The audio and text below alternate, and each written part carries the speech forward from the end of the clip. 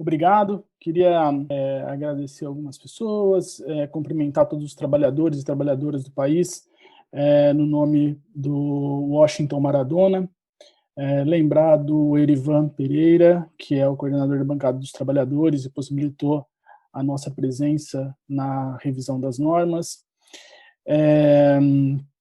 Cumprimentar a doutora Rosilane Rocha, atual presidente da sexta maior especialidade do país, a medicina do trabalho, que nos motiva a estar aqui. Com isso posto, queria agradecer ao Cadu e ao Dr. Ayrton pela excelente condução durante o trabalho da revisão da NR7 e lembrar que este anexo 4 ele foi constituído de forma tripartite e contou com a presença da doutora, além de mim, da doutora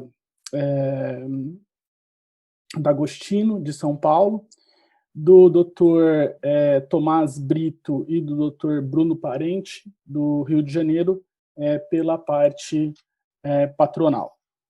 Então, é importante a gente falar, o cenário que a gente tem atualmente é que esse anexo, que essa condição ela está presente no anexo 6 da NR15 e ela vai ficar até março de 2021, então, como é uma atividade com bastante risco, é importante a gente comentar um pouco sobre ela e o que motivou a alteração desse anexo, tá? Então, a gente sabe que é um anexo que está totalmente desatualizado, foi publicado pela primeira vez em 78 e atualizado em 83, que contém a parte de medicina, controle médico, exames, inclusive entrando nos exames clínicos, como eles devem ser feitos, e algumas condutas médicas, como o tratamento das doenças descompressivas, tá? Também traz a parte de avaliação ambiental, com identificação de risco e controle ambiental, o que torna esse anexo um anexo bem grande e com múltiplas funções, o que foi um pouco diferente da abordagem das normatizações atuais, tá? Ele traz dois grupos de trabalhadores, os trabalhadores da construção civil, tanto aqueles que executam suas atividades nos tubulões de ar comprimido, quanto aqueles que executam suas atividades nos túneis pressurizados, na construção de metrô, por exemplo, e os mergulhadores profissionais. Ele possui três grandes grupos de tabelas de descompressão, os grupos de tabelas da construção civil, a do mergulho e o grupo de tabelas de tratamento, o que deixa esse anexo enorme e de difícil compreensão, porque existem tabelas de descompressão dentro do texto da norma, não está apartado, então é uma organização da norma que não é favorável à compreensão, né? Então, tem uma compreensão dificultada, e o que gera uma baixa eficiência dessa norma e acaba contribuindo, inclusive, para a geração de acidentes, tá? Então, qual que é o cenário que a gente programa para quando entrar em vigor esse anexo, né?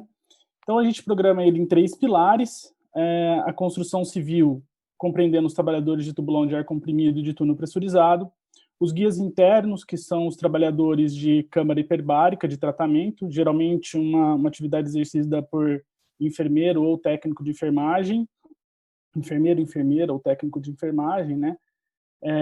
Dentro das clínicas de tratamento por oxigenoterapia hiperbárica, então eles acompanham os pacientes dentro das câmaras hiperbáricas, e os mergulhadores profissionais também estão contemplados nesse anexo.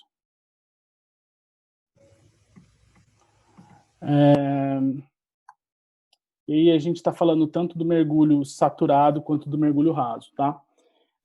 Entrando nas especificidades dele, eu vou começar do anexo, vou começar pela ordem inversa dos mergulhadores profissionais, onde, como eu falei, a gente tinha dois problemas para resolver ali na reformulação da norma. A gente tinha tanto uma parte de segurança de mergulho, avaliação ambiental e controle ambiental, que está no anexo 6 da NR15, quanto a parte de controle médico. Como a NR7 ela é responsável pela parte de controle médico, a gente teve que designar a parte ambiental para algum outro lugar, tá? Então, quando a gente trata de mergulhador profissional, a gente remete a segurança do mergulho para a norma da Marinha número 15, que trata sobre esse assunto, tá? Os exames complementares foram totalmente atualizados, houve a inclusão de exames que não existiam na década de 80, início na década de 80, ou não eram tão difundidos naquela época, para agora. A descompressão ficou a cargo do médico do mergulho. Por que isso, né? E aí isso culminou com a retirada da maioria das tabelas de descompressão. Por que isso acontece? Porque o mergulho, ele é uma atividade individualizada, o mergulho profissional. Então, o médico que é responsável por aquele tipo de mergulho, ele é o mais habilitado para dizer qual tabela que deve ser usada e não trava o que aconteceu no anexo anterior, no anexo que está vigente, e não trava a evolução das maneiras de descompressão, das tabelas que podem ser usadas para descompressão. Hoje, você fica travado nas tabelas disponíveis pela ANR, que já possuem algumas versões melhores no mundo. Uma outra grande vantagem, avanço aí na prevenção de tratamento, né, na prevenção do trabalho em condição hiperbárica, foram as câmaras hiperbáricas de tratamento em todas as embarcações. Então, o trabalhador que sofreu alguma doença descompressiva durante o mergulho, ele vai ter esse tratamento mais rápido e de forma mais precisa, sendo que uma câmara tem que estar designada dentro da embarcação. Aí a gente passa para os guias internos. Essa atividade profissional, essa categoria profissional, ela foi incluída no anexo, ela não era contemplada no anexo 6 da NR15, porque na década de 80, novamente, não era uma atividade muito presente no Brasil. Existiam pouquíssimas câmaras hiperbáricas, e as que existiam eram câmaras hiperbáricas monoplace, ou seja, para um paciente, e o avanço das câmaras multiplaces, que suportam múltiplos pacientes, é mais recente, então essa categoria profissional não era tão presente quando a norma foi feita. Então essa categoria profissional foi incluída no anexo 4 da NR7, que entrará em vigência o ano que vem. Isso traz também mais proteção para os trabalhadores, né? O controle médico, ele segue o controle médico dos trabalhadores da construção civil, que a gente vai falar um pouquinho mais para frente, não tem grandes diferenças, tá? A descompressão fica a cargo do médico responsável pela sessão de oxigenoterapia hiperbárica.